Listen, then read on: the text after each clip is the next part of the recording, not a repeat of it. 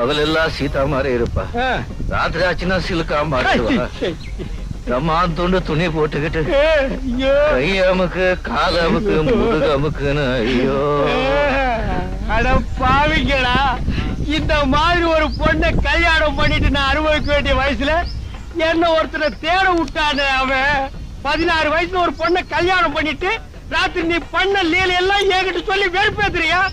இப்ப நான் அவனை எங்க தேடுவேன், எப்படி தேடுவேன்? நான் அவளை உடனேக்கலையே இல்லையா? அவன் ஆடினா சிலுக்குங்க, பாடினா ரேவதி, ஓடினா குஷ்புங்க.